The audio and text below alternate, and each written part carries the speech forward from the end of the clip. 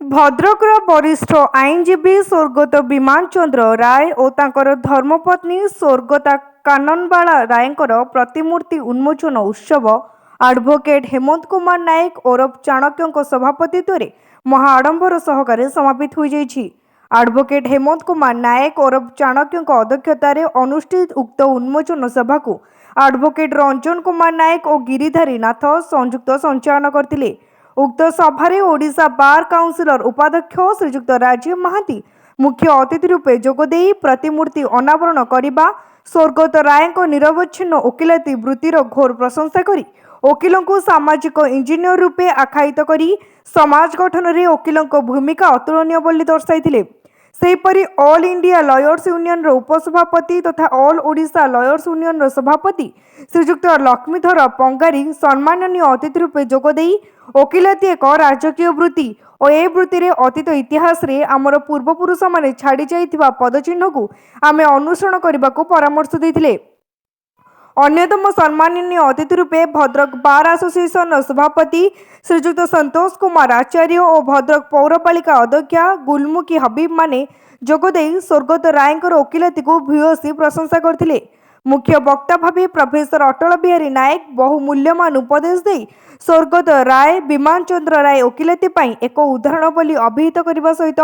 भद्रक वकिलाती से जड़े किंवदंती पुरुष थिले बोली कहिथिले। उक्त उत्सव में बहु मान्यगण्य व्यक्ति उपस्थित थिले। वरिष्ठ आईनजीवी दिव्यसिंह नायक रंजन कुमार नायक गिरिधारी नाथ स्वर्गत राय गुणावली वर्णना कर सभासद वर्ग को अचंबित कर देथिले।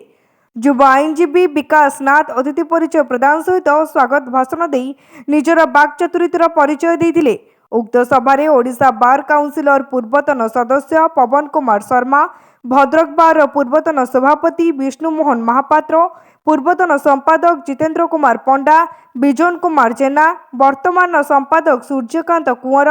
उपसभापति अशोक नायक वरिष्ठ आईनजीवी पूर्णचंद्र महांती अगणीचरण जेना उपेन्द्र पाढ़ी मनोरंजन महांती मानस दास संतोष पात्र विजय दास अजय महांती श्रीकांत त्रिपाठी सरस्तपन दास अर्चना राणी दास आदि सहस्राधिक अधिवक्ता मान सहित स्वर्गत रायंकर ज्येष्ठ कन्या तथा नयागढ़ कोर्टर अतिरिक्त जिला जज श्रीमती रिजा राय मध्यम कन्या एडवोकेट रेनी राय मझिया झील इंजीनियर रीना राय सान झील शिक्षयित्री रेशमा राय ज्वाई पुत्रवधू नातीनातुणी माने उपस्थित थिले।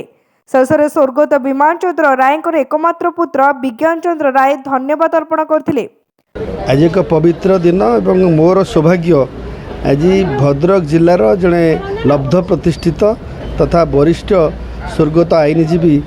विमान चंद्र रायंकर एवं तांको स्वधर्मिणी काननबाला महांतींकर आज प्रतिमूर्ति उन्मोचन कार्यक्रम एठी थिला एवं तांकर सपरिवार पक्षरु एठी एक श्रद्धांजलि सभा आयोजन करा जायतिला जोंतरे भद्रक जिलार एवं राज्यर माने बहु वरिष्ठ एवं बहु लब्ध प्रतिष्ठित आईनजीवी माने एथिरे सामिल होते एवं श्रद्धांजलि सभारे समस्ते स्वर्गत रायंकर स्मृतिचारण कले श्रद्धा सुमन अर्पण कले एवं मोट उपर कहवाक गले स्वर्गत रायंकर तांकर आईनजीवी पेशारे तांकर वृत्तिगत पेशारे से किभली निजको प्रतिष्ठित करि पारथिले साधारण जनतांकर किभली निकटतर रहि पारथिले साधारण जनता को केमिति न्याय देई पारुथिले ता उपरे आज मोटामोटी भाव में तांकर स्मृति सभारे आलोकपात करा जायथिला। आज विमान सारंकर तथा तांको स्वधर्मिणी श्रीमद काननबाला महांतींकर प्रतिमूर्ति उन्मोचन उत्सव अनुष्ठित है। एथिरे आमर मुख्य अतिथि भाव bar council Odisha bar council chairman Srijukta सीतांशकर द्विवेदी जोगदेवार थिला किंतु दुर्भाग्यवशतः से आसीपारे नहीं। जहाँ आमर मान सम्मान रक्षा करी बार काउंसिल ओडिशा बार काउंसिल उपाध्यक्ष श्रीजुक्त राजीव कुमार महांती आज उत्सव मुख्य अतिथि भाव ग्रहण करी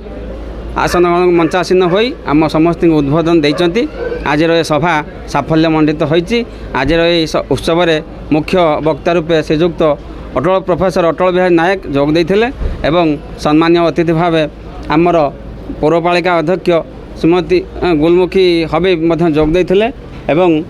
आमर वरिष्ठ आईनजीवी दिव्यसिंह नायक भद्रक बार सभापति संतोष कुमार आचार्य आम सारंकर शिष्य श्रीजुक्त रंजन कुमार नायक गिरिधारी नाथ एवं बहुत से वरिष्ठ आईनजीवी उक्त सभार जोग दे आज ये उत्सव को सफल मंडित कर समस्त की अशेष अशेष धन्यवाद और शुभेच्छा ज्ञापन करुच्ची। भद्रकरू पुनील सामंत रिपोर्ट तीर्थक्षेत्र लाइव।